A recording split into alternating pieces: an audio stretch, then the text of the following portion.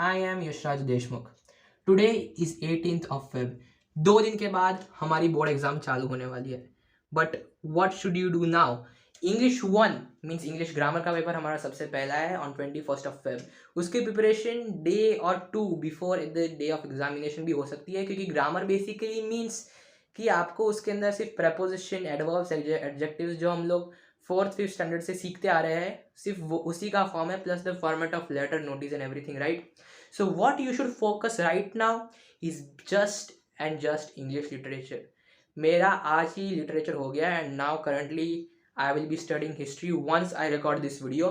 English literature में आपको क्या क्या पढ़ना चाहिए मैं इस वीडियो में आपको बताने जा रहा हूँ.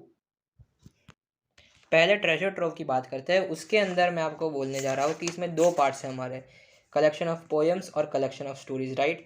हमें 6 to 10 इसमें करना है, 6 to 10 इसमें करना है. But the important thing is आपका जो पूरा पेपर होगा इंग्लिश 2 का, it will be compose of 3 parts, 1 of poems, 1 of stories and 3rd of MOV. तो आप क्या कहा तो पोएम्स, कहा तो आप स्टोरीज, कहा तो आप एमओवी में से आपको पूरा एक क्वेश्चन अटेम्प्ट मारना होता है.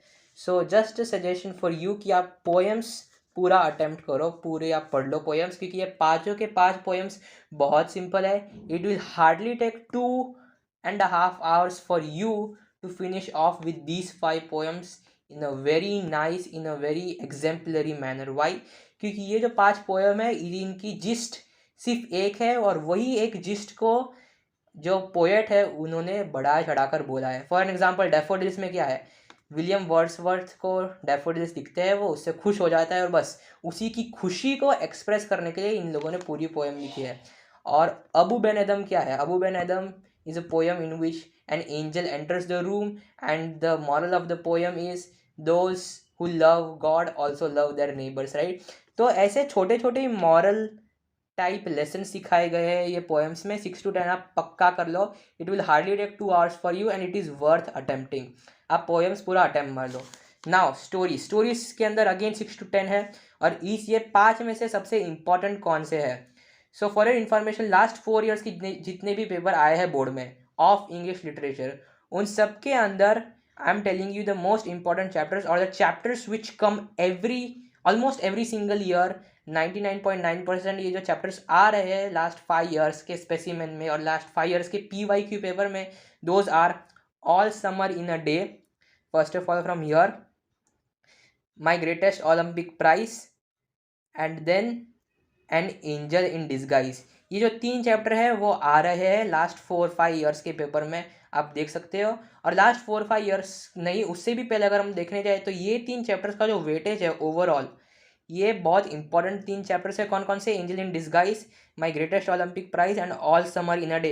तो अगर आपसे सारे के सारे चैप्टर ना हो, आप सारे चैप्टर्स की एक बार जिस्ट पढ़ लो, राइट? समरी पढ़ लो, और angel in disguise, my greatest Olympic prize and all summer in a day, ये 3 चीज़ आप पक्की कर दो, क्योंकि मोस्ट प्रोबेबली ये 3 चीज़ों में से कोई ना कोई चैप्टर हर बार कंपलसरी सेक्शन में आता ही है. और अगर इस बार नहीं भी आया, then little match girl is a very easy story. उसकी 3 विजन दिखती है, आपको सिर्फ डिस्क्राइब करने हैं वो 3 विजन, उससे ज़्यादा वो चैप्टर में क्या पूछ सकते हैं.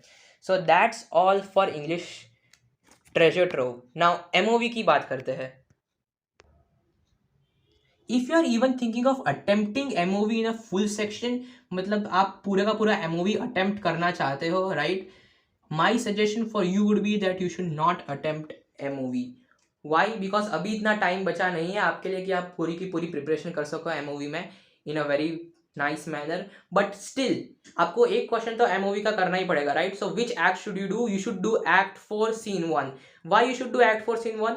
आप लास्ट 10 years के पेपर उठाकर देख लो इंग्लिश 2 के, राइट? जिसमें भी एमओवी आए या फिर स्पेसिमेन क्वेश्चन पेपर या तो सैम्पल पेपर, सब में एक्ट 4 scene 1 से क्वेश्चन आता ही आता है. Because act 4 scene 1 is what? Act 4 scene 1 के अंदर जो कोर्ट में जो ड्रामा होता है, right, of the Shylock and Antony and Portia comes as Balthazar and everything, it's the most crucial scene, it's the most crucial act of the entire movie. तो अगर आपने MOV अभी तक छुई भी नहीं है, even if you have not touched MOV, just read Act 4 Scene 1. क्यों? क्योंकि last 10 years sample paper, specimen paper, हर एक English literature के पेपर में that has MOV question in it. Act 4 Scene 1 is asked read every single line of act 4 scene 1 very very precisely. इसके अंदर बहुत सारे एल्यूजन वगैरह भी दिए हुए हैं, वो सब आपको रट्टा मारने पड़ेंगे, वो सब आप चीज़ें लर्न करनी पड़ेगी। That's all for MOV. आप पूरा का पूरा एमओवी मत पढ़ो अभी, बिकॉज अभी टाइम नहीं है। And the second thing is MOV is comparatively harder when you compare it to poems and stories. MOV के अंदर इतनी सारी चीज़ें हैं, देखो I have read the complete MOV line to line, word to word, and it is very hard to get the gist of the complete MOV. Like आपको बहुत उसको टाइम देना पड़ेगा। Rather than that just do poems and stories और आपका काम बन जाएगा। इन एमओवी डू एक्ट 4 सीन 1। मैं वापस बोल रहा हूँ, लाइन बाय लाइन अच्छी तरीके से, एक बार हो गया तो फिर 2 बार करो, 2 बार हो गया तो 3 बार करो, क्योंकि उससे क्वेश्चन आता ही आता है। So will see you tomorrow for sure. Best of luck.